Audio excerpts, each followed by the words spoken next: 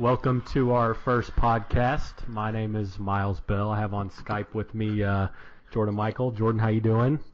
What's going on, Miles? I'm a little nervous. I'm not going to lie. I am too. It's kind of a weird queasy feeling in the stomach. Like there might be more than 2 or 3 people that ever listen to this. I know. Thank God we don't have to do this live, and it's not on video because I'm wearing my Johnny Knows Money Manziel shirt right now. Yeah. I had to get in the mood. I just got back from playing some hoops and was actually about to throw on a little Johnny football. Oh, we'll probably get to him later. Yeah, we got some time allocated out to him. I'd say he'll be a regular on the podcast. What are we doing right now, Miles? Let's see. Well, first of all, we're just going to call this the sunk cost because I think that's how any listener is going to feel about their time when they're finished listening. But that's okay. For the non-accounting kids out there like Miles and myself, sunk cost is a cost you're never going to get back, which that's probably going to be your 30 minutes you're about to experience, and hopefully 30 minutes in the future. You won't get the time back, but it happens. Yeah, I mean, I've spent 30 minutes in a worse spot, so I can't really, it's okay. Well, why don't you tell them a little bit about how we met and I guess why we're doing this? Sure. So Miles and I worked together for, I guess, a little bit over a year. Work offices right next to each other, or desks right next to each other, I should say. So we argued about sports a lot. Probably a lot more billable hours spent off arguing about sports than we should have. I guess work finally figured out because they fired me, kept him, and I moved to Nashville. But so we continue arguing about sports without ever being able to hold each other accountable. So we said, you know what? We need to start recording this. Yeah, I'm excited to play these back. They're going to be saved on my computer, so it's going to be a little selective for me. I'll be able to go back and call you on your bullshit easier than you will be able to do for me. So that's okay. Well, that's good. I'm happy to hear that. I'm sure it's a shame we can't play back the last couple of years that you've bet me Tiger Woods would win 2 majors, because that would be obviously untrue at this point, but we'll just keep this going forward. Okay, all right. Well, we can get into this later. All right. Well, I obviously had week 1 of college football. We don't really need to discuss who we root for and what we do because you'll find that out soon enough. So let's hear some thoughts on your on week 1 for you. Well, from a Kentucky standpoint, us both being from Lexington, it looks like it's an exciting future. It looks like there's some potential there for their team, which is pretty good to see, I guess, after a couple pretty pathetic years. Nationally, there's still a lot up in the air. I mean, well, we're not going to talk about the Ohio State game? I mean, that was a nail-biter. Well, I actually had to turn it on in the fourth quarter. Did you? So you saw them cover the spread. That's interesting. I did. That a nail-biter They pulled like a 16-point late. favorite would cover, but that's okay. They're going to have a down year. It's easy to say when you lose a top 5 player in the country a week before the season starts that it's going to get ugly. But I know, but Urban Meyer, he's like invincible, right? He is, and he's won 25 in a row in the regular season, and luckily they play one good team the entire season, so they'll probably have a down year of like 11-1 and a BCS bowl berth. Yeah, they'll probably win that game too, right? Not if it's against the SEC, unfortunately. Oh, okay. All right. What about on the national level? So we had our first real the debate across the country of SEC. They had one big game against Wisconsin, a Wisconsin team that I knew was going to give LSU some trouble, and they did for the majority of the game, and then kind of fell apart. I honestly didn't get to watch it, but something happened, and LSU fought back from 17 down. Did you get a chance to look at that one? Or? I actually did not. I actually attended a bachelorette party the night before and was a little sleepy, so I went to bed. But I did read about it. I also would say that the Clemson-Georgia game was a pretty big game.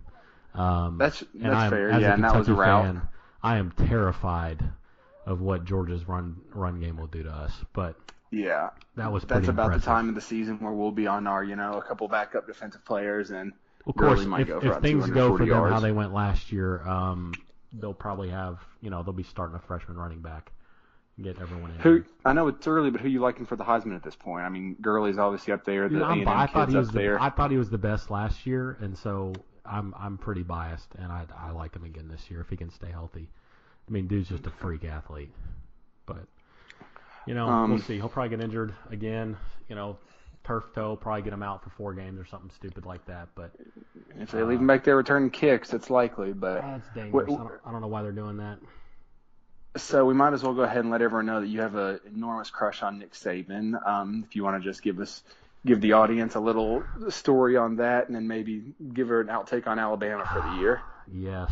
Okay. So I'm not an Alabama fan. Let's just clear that up. I'm a Nick Saban fan. I have been ever since he was at Michigan State, and then when he went to LSU. My thoughts on Nick Saban are he's going to have an extremely tough year with Auburn, A&M, and Ole Miss in his division. I think it's going to be rough. You got two spread offenses, and I think Hugh Freeze is a pretty good offensive mind at Mississippi. And I think he and Kirby Smart are both going to have to earn those ridiculous salaries that they're getting paid. But I don't know. I could see Bama losing three SEC games. Oh wow! Quarterback's weak. I don't know. I didn't really see a whole lot out of them. I will say that they were missing their best defensive player, so that doesn't help. You need someone anchoring the defense. Yeah. I don't know. So we'll see how they progress. Okay, so you have them, having a pretty tough year. I'm not going to come out firing. The West is rough. I'm not coming out firing. I think 3. It'll be a down year for them, but they're young. But I think I don't know. I think they'll have some good wins, but obviously they'll have some losses as well. I've got Saturday's line pulled up, and they're a 40-point favorite against Florida Atlantic, so I'm guessing this won't be one of those tough losses you're talking about. But I don't know. You gonna bet that spread? No, I don't know if I like 40 points, but we'll see. For the listeners out there, we will at the end of this podcast and then a little bit in each podcast give some gambling advice. We're both pretty sharkish when it comes to gambling. I think I had probably about a 50 and 80 record last year, and I doubt if Miles was gambling that 50 much. 50 and 80, that's pretty solid. Yeah, I mean, I don't leave with much money once I start. Once I use an online account, and I usually just deposit and we'll run it into the ground, but that's fine. I mean, I went like 2-4 last year, but I went like 35-2 in my head. So that's right. Those are the ones that matter. The head inside the bank inside my head is really on the surplus side. So let's talk about this week. We've got, I guess, our game of the week is obviously Michigan State, Oregon. What are your thoughts on that? I'm kind of shocked at the line. I think it's 11.5. What do you think about that? I've got it pulled up. I thought it had jumped to 13, but give me just a second. Well, I was looking at scoresandodds.com. I was looking at it like 2 hours ago, but okay. This was after I got home from work. You're right. I see it 11.5. Maybe it bounced back down, but either way, I mean that's not a blowout, but that's a game that's never in doubt. I honestly, I see Oregon having a really hard time on Saturday. I think this Michigan State team. They beat Stanford last year in that bowl game. I think they are basically a clone of the same Stanford team that gets Oregon trouble every single year. Yeah, they're confident, too. They have confidence. They've won a ton of – they lost to Notre Dame early last season, and then they haven't lost since then. They've won a ton of games in a row. They're not going to beat themselves. They're not going to make mistakes. They're going to slow it down, play good, sound defense, tackling. I think it's going to be hard for Oregon to get into that run and gun. Although the people – that argue for Oregon say, even for Stanford, it took them 3-4 years to get used to that Oregon tempo and that pace and the formations. And I mean, Michigan State beat Ohio State last year in the championship, which had some speed, but nothing like Oregon. So it'll be interesting. I think that is probably the one game that I feel pretty confident. I think Michigan State covers. I don't think they're the type of team that's going to get beat by 11 points. If you have a Saturday tease, I think you've got to tease them up to about 20 or so because that's just a team that's not built to get beat by that many points. But who knows? I agree with you. I like them at 11.5, but that's not going to be my bet for this week. But I don't know. I'm not sold on Oregon either. I mean, I know they started out last year great, but they have a new coach, Mark Helfrich or whatever from last year. This year's the second year. I'm really not sold on him. I mean, they had bad losses to Stanford, Arizona, and then, I mean, they beat Oregon State by 1 at home. Those are like 3 of their last like 5 games. And then, obviously, they beat Texas pretty bad in that, I think it was like the Alamo Bowl or whatever they played in. But, Right. I mean, it was, what's his name's last game, and Mac Brown. Yep. So, I don't know. I'm not completely sold on them yet. It's not Chip Kelly. I think everyone needs to remember that. But, I'll probably eat my words when they put up 53 points against Michigan State. But, for right now, that's what we're going with. Yeah. All right, so is that going to be your pick for the week? What? You gonna pick? I think that's my lock of the week. Okay. My lock of the week is Vandy plus 19.5 against Ole Miss. I don't think Ole Miss.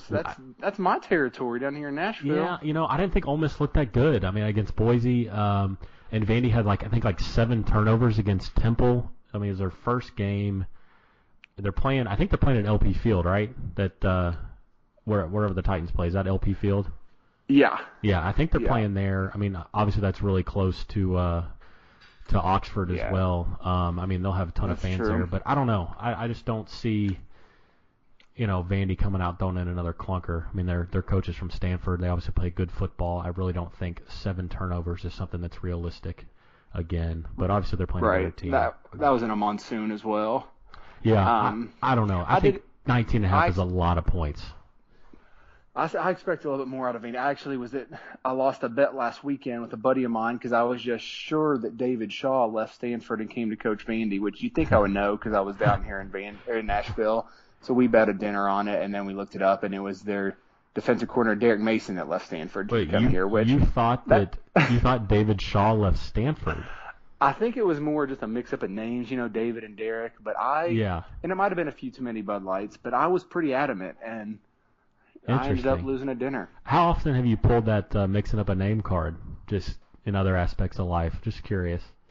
That's a great question, Miles, and it's not something I love doing, but I've mixed a name up from time or two. Yeah, all right. We'll not touch on that anymore. Anything else this week we need to touch on? No, I mean we're both obviously going to the Ohio game. Kentucky plays Ohio. I've never seen a line bet up. It's opened at 6 and is bet up to 13. I've never seen a line move like that that quickly. That's a full touchdown, and I wouldn't be shocked if it's still low. I don't know one thing about Ohio football, but yeah, they've gone to 5 straight bowl games, but I don't know. I don't see them coming in playing that great against us. I don't know. We looked like a different team, and AJ Stamps was awesome. So I hope, hopefully, we can have another good game out of him. But they looked pretty good. So I don't know. I'm more excited about the tailgating, to be completely honest. But hopefully, we see some good football too. UK usually does know how to tailgate pretty well. Real quickly, I was wondering if you know what time it was. If I knew what time it was. It's time for the Manziel Minute. Oh, God. I'm going to try and play some music here. Here we go. This will most likely not sound really good on the podcast. Yes, but just like trash, just like Johnny Manziel. That sounds really good, Jordan. A little Mark Morrison, Return of the Mac for Johnny Football. What? I mean, I'm wearing a shirt right now. We should probably tell the listeners what it is about Johnny Football. Why don't you start and just explain why we love Johnny Football? Well, from first thing, he is by far the most exciting player I've ever watched in my lifetime. And despite what you think of him, I mean, I was turning on noon games against no-name teams watching him play just because I wanted to see him play. And then obviously I find him really entertaining. And you know what? I've also learned something from him. I've learned that just because you have $100 bills rolled up in the bathroom doesn't necessarily mean you're doing drugs. So that is true. That can just be sometimes you just want to play around with some money. I mean, I guess he just wanted to play with it, so that's okay. And there's not much to do in Vegas, so a lot of people go out there and just kind of hang out in bathrooms. So that makes sense. Yeah. And he had that money phone, too. That was pretty cool. I actually tried to reenact that, but I didn't have enough, so that's okay. That's all right. You can maybe give us some reporting on like what's actually happening in the football area of Johnny Manziel, because I watch the Browns because of you, but I'm not really up on my Browns football. So for the listeners, I am a big Browns fan, and as for Johnny football, I've kind of bounced back and forth. Freshman year, as everyone did, I kind of got caught up with him, loved him. Then his sophomore season starts, he gets in trouble for signing those autographs, and then comes out all the stories about he's kind of rich and stuck up and all this stuff. And then I think I was laying a bunch of points on Alabama on that big game early last year, so I just went full anti-Johnny Manziel. And Alabama ended up covering as the season goes on. Johnny football keeps doing his thing, keeps putting up gaudy numbers, and I kind of get back on his bandwagon. And then he gets drafted to the dog pound, and that's all it took. So I'm driving the bandwagon. I'm not even on it. I am pioneering it down. What do your sources in Cleveland have to say? My sources. Doesn't your step cousin go to school with the offensive coordinator's daughter or something? I do have some family in Cleveland, which they were actually in town a couple weeks ago. They bought me a LeBron's Coming Back shirt, which was kind of cool. I washed it one time and it shrunk and it barely fits anymore, but I mean, I can still reference it. My sources. So my sources say he will be seeing some time. Obviously, Hoyer's starting, but and you were really high on Hoyer last year before he got hurt. So I mean, are you completely off the Hoyer bandwagon? You were season. 100% on Hoyer before he got hurt. I was. He went 2-0 and then started the game, got hurt pretty early when they beat the Bills when he tore his ACL. I do like Hoyer. Didn't have a good preseason. The Josh Gordon thing is an absolute killer. I have that as something we can talk about, him selling cars. But sorry, continue with what you were saying. I mean, I think that's a pretty good fit for him. I heard the dealership doesn't drug test, which is good for him. Do you think he knows anything about affordable cars? Does he know about cars? Affordable cars. I don't know. Is it like a used car thing? I think he would be really good selling cars at the Escalade dealership, but I don't know. I think can you see him selling a Ford Pinto to somebody? Yeah, that's pretty fair. He still is on his rookie deal, so I don't know what he's pushing around Cleveland, but I don't know. I think it's a good fit for him. I hope he gets his act together. I really do, because he's special, and the league's better with him. And I don't know. I think Goodell's kind of lost his mind on some of these suspensions lately, but I think we should send you up to Cleveland to maybe film trying to buy a car from Josh Gordon. And I think we can get him on camera saying the smaller the car, the higher you'll get. I think that would be a good video to have. I think we get that. Once we get some funding for the podcast, maybe we could take a business trip, something we can expense. That might be a ways down the way, but yeah, I'm down to go buy cars from Josh Gordon. Yeah, all right. We'll just be our little Cleveland. We've talked about Cleveland way too long. This is ridiculous. This is supposed to be a minute long. It's been 3. There's people listening right now that really are buying into the sunk cost thing. Yeah, just stop. That's fine. I mean. All right. Well, now we talked about Manziel. He's a good transition because he just came to the NFL from college. Yeah. Game tonight, starting in 25 minutes. Actually, who do you like? The Hawks are 5.5-point favorites. Yeah, I'm torn. I have been beat way too often by Seattle on this home field, so that I don't want any. I mean, Steve Carroll's out there in a long sleeve. We got Steve Carroll. He's throwing out patterns. Did you say Steve Carell or Steve Carroll or Pete Carroll? I meant Pete Carroll. I might have said Steve Carroll, which I don't know who that is. That's all right. I was going with Pete Carroll. He just looks so good. He's 64, and he was slinging the ball about 30 yards in warm-ups. Yeah, if I look that good, I'm 64. I'll be happy. I think if you're trying to bet this game, you take the over, and that's just me. I know you gave me a score prediction earlier. There's about a point below the over. Yeah, I didn't even know. I didn't even know what the over/under was. So the Packers have a couple starters out on defense. Yeah, did they lose their center as well? Their starting center's out, which that kind of could hurt the theory of going over. But he's an Ohio State player. He's gonna have to handle some noise and that kind of stuff. But I'm a huge Aaron Rodgers guy, so I don't know. I'm a huge Aaron Rodgers guy, so I don't know. I think it's stupid to bet on the Packers, but I'm going to take the Packers. And I'm not going to put any money on it. So there are going to be no repercussions from my my claim that the Packers will cover. I think the big thing affecting this game is the NFL's new just importance on, defensive holding and everything. That's all the Seahawks did. The Seahawks rode that to the Super Bowl last year. Richard Sherman just grabs guys. Their secondary players are all really physical. And if they cut down on that, I think you're going to see Jordy Nelson and Randall Cobb and guys like that really get open. And that's why I'm kind of liking the over here. Seattle's going to score at home. Definitely. Well, welcome to part 2 of we'll figure this out. I'll find a way to edit them together. It's an unintentional part 2. We had our first bout of technical difficulties about 20 minutes in, so get used to it. That's just that's going to come with the territory. We were done talking about that game. Anyways, it was a good time to transition. I think we were going to move on to a little gambling advice. Oh Jesus! Well, you want to do your 3-team teaser first? What do you want to do? Let's go ahead. So you gave Vandy as your lock of the week. Yeah. For college, and then what about your pros? I'm taking the Chiefs. They're 3.5-point favorites over the Titans at home. I actually, I think the Titans are gonna have a lot better year this year. They're young, but I mean the Chiefs last year when they were healthy, and they were at home. They were really good. Yeah. They had that unfortunate game against Indianapolis in the playoffs. But I don't know. I just really like the Chiefs. I think that they'll cover 3.5.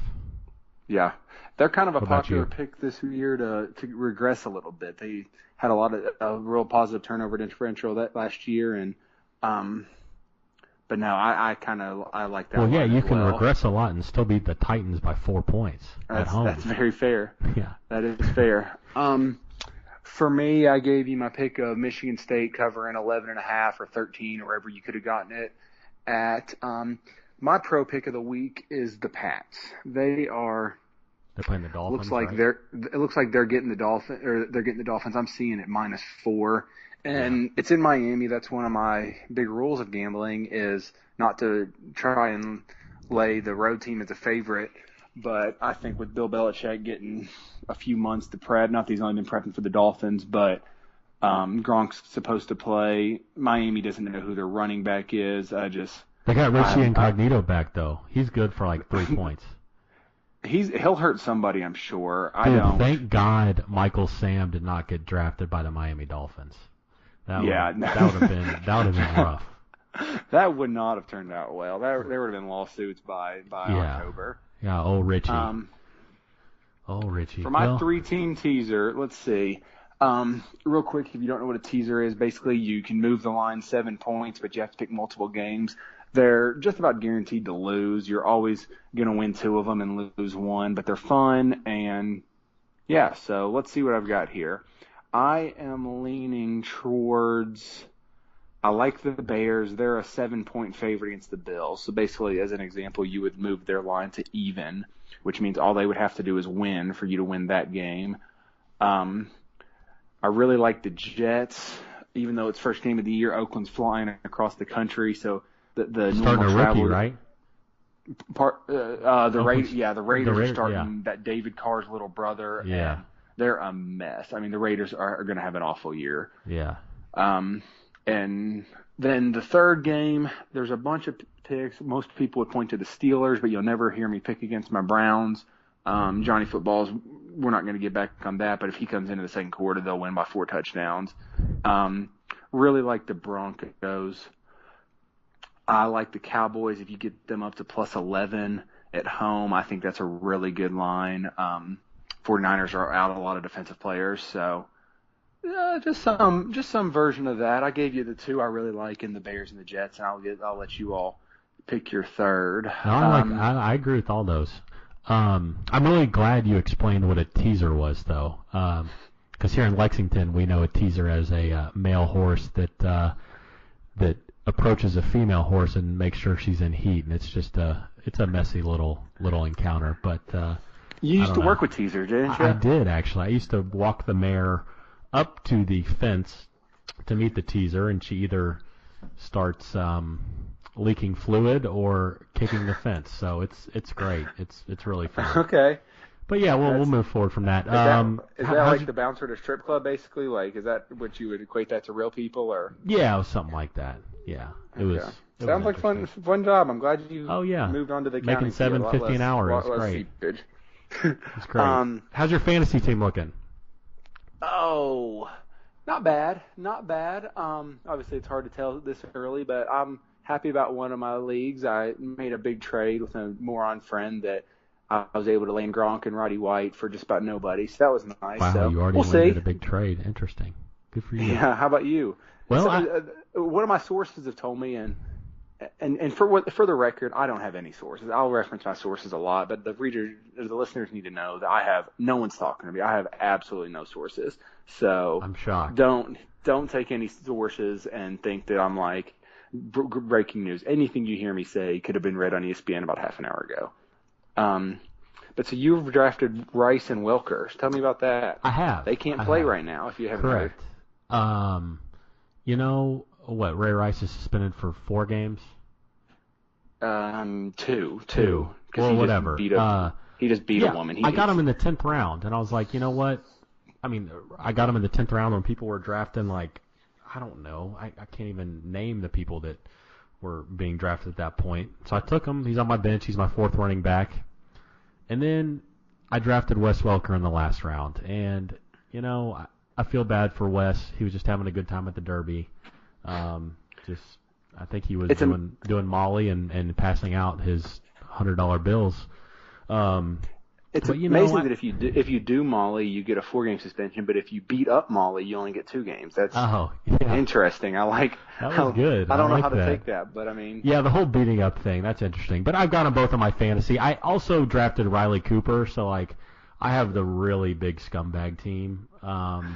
Yeah. You know, it's quite the trifecta, but I'm trying to win, so you know, and unfortunately I ran out of rounds. I was going to draft Manziel as my backup quarterback in the last round, but I misjudged. So I'd say he's probably left on waivers, so you should be okay. We're talking about him again. All right, we're done with that. We're done with that. All right. What are we doing this weekend? Real quick, I know people are ready to leave. We said we half an hour and we're running a little over that, but yeah. What are you doing this weekend? Well, I'm going to be hanging out with you at the tailgate a little bit, go to the game, watch all the other games. That's really about it. Nothing much. I don't know. What about you? I like it. I'm excited to get back up into the bluegrass for a football game. It's been too long, so. Yeah. Can I also say one more thing? Let's hear it. Dude, I think that, so, you know, I'm a big golf fan. Yes. I think it's absolute bullshit that Webb Simpson got the captain's pick in the Ryder Cup. I just think it's just absurd. Tell me about this. Who are the other captain nominees? Well, Keegan Bradley and Hunter Mahan, which Hunter Mahan is also not a good pick. I'm really not a fan of him. He lost the Ryder Cup in 2010 for us, and as much as I don't think highly of him, I think even less of Webb Simpson, who dresses like a croquet playing like frat dad who wears Argyle sweaters. Like, he's not scaring anybody, and I just think he hadn't been playing that well. He got cut, I think, at the Open Championship, but they're playing on like a British Open style course, and I just don't understand why Chris Kirk, who's the guy that just won the tournament last week, is not being drafted. You know, the dude went toe to toe with Rory McIlroy both rounds, beat him both rounds, and you know, he's scaring somebody. But dude, Webb Simpson, like, oh my God, I mean, he's got man titties as well, which is really also not a feature that's that so to be the captain, you need to be kind of intimidating. You kind of got to scare the other team, get their knees shaking a little bit. Huh? The captain's pick. So like they selected this guy, even though he hasn't done anything all year really. Okay. Okay. It's, you know, I don't know what Tom Watson was thinking, but whatever. So Webb Simpson will probably lose every match he plays. You'll be shocked to know I've heard of like 4 people of the 10 you just mentioned, but That's it's all right. I mean, I like America. I'm a big America fan and everything they do. So it's really pissing me off right now. So I understand. That's okay. Well, I guess that wraps it up for this week. It was fun. We're hopefully going to do this. Hopefully, once I can a week like paste together the these 2 episodes somehow. I don't know. That was a nice little mess up we had there, but honestly, what did you expect? So it's all right. If you all, for the listeners, if you enjoyed it, tell your friends. We'll try and do it again. All right. All right. Hey, we'll drive safe tomorrow, and I'll see you Saturday. All right. I'll see you Saturday. All right. All right. Bye bye. Bye.